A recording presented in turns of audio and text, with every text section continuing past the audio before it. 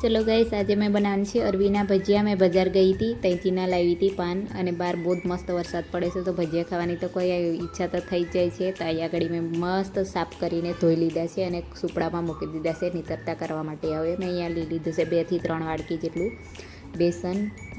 બેસન આપણે મસ્ત છારીને લેવાનું છે, એટલે અંદર ગોટોડા ના રહી જાય। પછી મેં અંદર મસાલો નાખું છું, ગરમ મસાલો, હલ્દી અને લાલ મરચું પાવડર। પછી એક બાજુ મેં લીલું મરચું અને લસણ કચકચરું કૂટી લીધું છે। હવે એને આપણે અંદર નાખીશું। તમે આદું પણ નાખી શકો છો, પણ મેં આદું નહીં નાખ્યું। અહીંયા આગળ મેં ગોળ ઓગાળવા મૂક્યો છે 2 થી 3 ગાંગડી જેટલો નાની, અને એક બાજુ મેં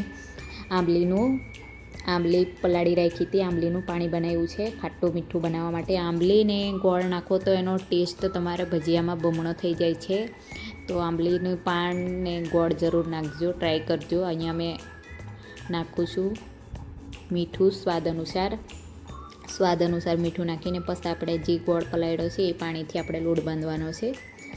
થોડું કરીને બાંધવાનો છે, થોડો કરીને આપણે મસ્ત બાંધી દેવાનો છે લોટ। અને જે બાજુ આંબલીનું ગોળ અંદર હજુ રહી ગયો છે થોડો ઘૂંટાડા જેવો, તો એ વાંધો નહીં, ઓગળી જશે, અંદર જશે, મસ્ત પીસાશે બરાબર। તો આપણે થોડું કરીને બાંધવાનું છે, આવી થોડું પાણી નાખવાનું છે, એટલે અંદર ગોટાળાવાળું બેસન ના રહે, મસ્ત આપણે ભજીયાની જેવો જ બનાવવાનો છે। એનો બરાબર ફેટીને બરાબર 10 થી 15 મિનિટ સુધી ફેટવાનો છે એને બરાબર, એટલે મસ્ત આવે એનો ટેસ્ટ, થોડા પોચા વ્યવસ્થિત બને।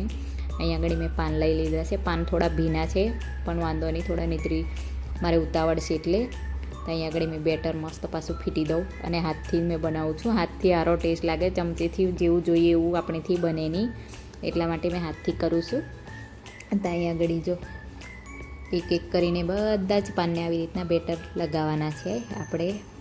તો અહીંયા મેં પાટલી પર જ મૂકી દીધું છે, હવે આપણે લગાવીશું આવી રીતના બેટર પર થોડું કરીને બેસન જે મસાલો બનાવ્યો છે એ બધી રીતે વ્યવસ્થિત રીતે આપણે લગાવવાનું છે, એકદમ મસ્ત થઈ જાય, એટલે અંદર પાન નહીં લાગે ને મસાલાનો બંનેનો ટેસ્ટ આવે એવું।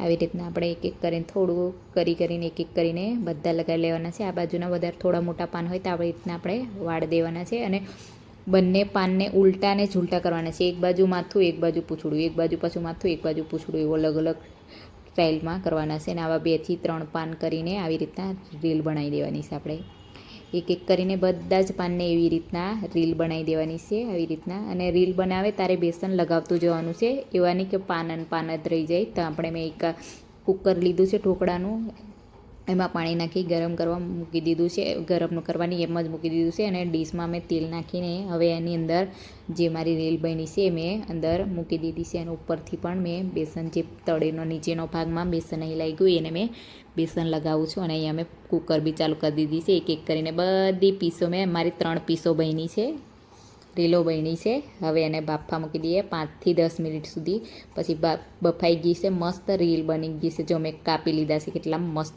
બન્યા છે પાતરા, એકદમ જો ગોળ બજારમાં મળે ને એવી રીતના મસ્ત બન્યા છે। હવે એને આપણે એક કરીને ફ્રાય કરી લઈએ, એને મતલબ રાઈ તલ એવું નાખીને વઘારી પણ શકાય છે, પણ હવે વઘાર્યાની ફ્રાય કરેલા વધારે સારા લાગે એમને, એટલે મેં વઘાર્યા છે। આ તો મારો પાતરા બનીને ભજીયા બની રેડી।